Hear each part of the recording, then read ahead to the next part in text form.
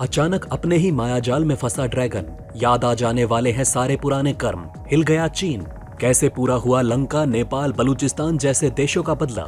समय के जाल ने निकाल दी जालसाज ड्रैगन की चीखें। चीन की तरफ बढ़ रहा है तबाही का तूफान। इस बार मिट्टी में मिल जाएगा ड्रैगन, भुगत लिया भारत से टक्कर लेने का अंजाम। देखिए कैसे दूसरों के लिए खोदी कब्र में खुद दफन होने को मजबूर हुआ चीन। दोस्तों, जब भी दुनिया में किसी देश को कर्ज देने की बात आती है तो वैश्विक स्तर पर आईएमएफ या वर्ल्ड बैंक या फिर एशियाई विकास बैंक जैसी आर्थिक संस्थाओं का नाम सबसे पहले आता है। लेकिन कई बड़े देश भी दूसरे देशों को कर्जा देते हैं। इनमें सबसे ज्यादा चर्चा पिछले 1-2 दशकों से चीन की हो रही है। उसने अपने बेल्ट एंड रोड परियोजना में कई देशों को शामिल किया और अपने से कमजोर देशों को उसके लिए कठोर शर्तें भी रख दी। चीन की हर चाल के पीछे भारत को भी घेरने का प्लान रहता है। इसी चक्कर में अब चीन फंस गया, और ऐसा फंस गया है कि उसका निकलना कठिन है। चीन की बेल्ट एंड रोड इनिशिएटिव परियोजना कई तरह के विवादों में घिरी हुई है। इस पर घोटाले, भ्रष्टाचार के आरोप भी लग रहे हैं। कई विशेषज्ञ मानते हैं कि ये केवल चीन का कमजोर देशों को अपने कर्ज जाल में फंसाने का उपकरण भर है, जिसमें कर्जों की शर्तें पूरी कर पाना लगभग असंभव है। एक नए अध्ययन में भी इस बात की पुष्टि की गई है कि इस कार्यक्रम में शामिल देशों को कर्ज बहुत ज्यादा हो चुका है। पूरी दुनिया को इंफ्रास्ट्रक्चर जाल में बांधकर विश्व पर वर्चस्व जमाने निकला चीन अब बुरी तरह से खुद उलझ गया है। और मंगलवार को प्रकाशित एक स्टडी रिपोर्ट में कहा गया कि चीन ने 2008 से 2021-22 के बीच विकासशील देशों को आर्थिक संकट से उभरने के लिए 240 अरब डॉलर खर्च किए। और 2021 के बाद से ये राशि और भी ज्यादा बढ़ गई, क्योंकि जिन देशों को चीन ने कर्ज बांटे हैं उनकी आर्थिक स्थिति इतनी ज्यादा खराब हो चुकी है कि वो बेल्ट एंड रोड का कर्ज चुकाने में तो सक्षम नहीं है।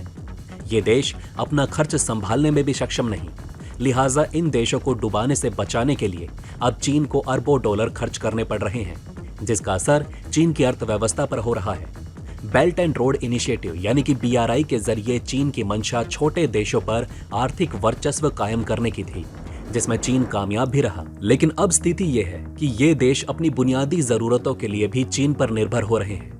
अगर चीन ने इन्हें पैसे नहीं दिए तो ये डूब जाएंगे और चीन का सारा कर्ज अटक जाएगा। World Bank, Harvard Kennedy School, AidData और Kiel institute for the world के शोधकर्ताओं की रिपोर्ट के मुताबिक 2016 से 2021 के बीच चीन ने इन देशों को 240 अरब डॉलर में से करीब 80% का कर्ज दिया।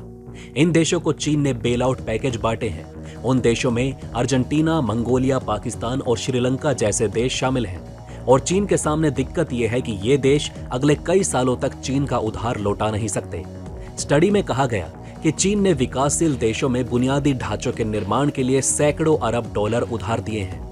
लेकिन 2016 के बाद से चीन ने उधार देना बंद कर दिया, क्योंकि कई परियोजनाएं ठप पड़ गई, क्योंकि उन परियोजनाओं के लिए पैसे ही नहीं बचे। जिन देशों में ये परियोजनाएं हैं उनके पास अब पैसे नहीं हैं कि उन्हें परियोजनाओं में लगा सके, और अब कई साल लेट होने की वजह से उनकी लागत में भी भारी इजाफा हो चुका है। विश्व बैंक के पूर्व मुख्य अर्थशास्त्री और अध्ययन के लेखकों ने कहा कि बीजिंग अंततः अपने ही बैंकों को बचाने की कोशिश कर रहा है। उन्होंने कहा कि यही कारण है कि ये अंतर्राष्ट्रीय बेल आउट ऋण देने के जोखिम भरे व्यवसाय में शामिल हो गया है। स्टडी में पाया गया कि चीन ने जिन देशों को कर्ज बांटे हैं उन देशों के ऊपर साल 2010 में सिर्फ 5% कर्ज था, लेकिन चीनी कर्ज की वजह से साल 2022 में उन देशों पर 60% से ज्यादा का कर्ज पोर्टफोलियो हो चुका है। अर्जेंटीना के ऊपर 111.8 अरब डॉलर का कर्ज हो चुका है, जबकि पाकिस्तान के ऊपर 48.5 अरब डॉलर का कर्ज हो चुका है। वहीं मिस्र के ऊपर 15.6 अरब डॉलर का कर्ज हो गया। स्थिति ये है कि ये देश अब कर्ज को लौटाने की स्थिति में नहीं है। कर्ज की वजह से पाकिस्तान में जहां 46% से ऊपर महंगाई दर जा चुकी है, तो अर्जेंटीना का महंगाई दर 85% के ऊपर है। कर्ज नहीं चुका पाने की वजह से चीनी बैंकों के ऊपर इसका सीधा असर हो रहा है, और चीन अपने बैंकों को बचाने के लिए संघर्ष करने लगा हुआ है। नतीजा ये है कि चीन फिलहाल श्रीलंका, पाकिस्तान, जाम्बिया और घाना जैसे देशों के साथ कर्ज के पुनर्गठन पर बात कर रहा है। चीन ने अमेरिकी वर्चस्व को कूंद करने के लिए पानी की तरह पैसा बहाया, और एशिया, अफ्रीका और लैटिन अमेरिकी देशों में उसने अरबों डॉलर के कर्ज बांटे। लेकिन अब स्थिति ये है कि उन छोटे देशों के लिए इंफ्रास्ट्रक्चर प्रोजेक्ट्स सफेद हाथी की तरह साबित हुए, जैसे श्रीलंका के लिए हम्बनटोटा प्रोजेक्ट, जिसे बाद में चीन ने श्रीलंका से 99 सालों की लीज पर ले लिया। चीन सरकार के स्वामित्व वाले एक bank People's Bank of China POBC ने 170 अरब डॉलर के कर्ज बांटे हैं। एस बैंक ने सूरीनाम, श्रीलंका और मिस्र जैसे देशों को लोन दिया है, जिनमें श्रीलंका दिवालिया हो चुका है और मिस्र अगले कुछ महीनों में दिवालिया हो जाएगा। लिहाजा चीनी बैंकों का पैसा फंस चुका है। वहीं चीनी बैंकों ने ब्रिज लोन और बैलेंस ऑफ पेमेंट के तहत 70 अरब डॉलर बांटे हैं और ये रकम भी फंस चुकी है। अब बात आती है कि आखिर ये चीन नामक शिकारी खुद क्यों बन गया है शिकार। देखिए, संयुक्त राज्य अमेरिका में विलियम एंड मैरी कॉलेज में एक शोध प्रयोगशाला रिपोर्ट के लेखकों ने कहा कि चीन का बेल आउट पैकेज अपारदर्शी और असंगठित है। ये केवल एक जाल है। रिपोर्ट में कहा गया कि बेल आउट पैकेज कर्ज मुख्य रूप से मध्यम आय वाले देशों में केंद्रित है, जो चीनी बैंकों की बैलेंस शीट को खतरे में डाल रहे हैं। चीनी बैंकों के बैलेंस शीट का 4 से 5वां हिस्सा चीन के द्वारा दिए गए कर्ज के पैकेज हैं और अब छोटे देशों के पास पैसे ही नहीं है कि वो चीनी बैंकों का उधार चुका सके, जबकि उन देशों के ऊपर कर्ज की मैच्योरिटी पूरी हो चुकी है।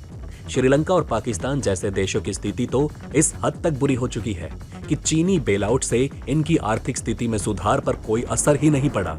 लिहाजा ये देश लोन के लिए IMF और वर्ल्ड बैंक से भी बात कर रहे हैं। IMF ने श्रीलंका के लिए बेल आउट पैकेज जारी कर दिया है, जबकि पाकिस्तान और IMF के बीच बात नहीं बनी।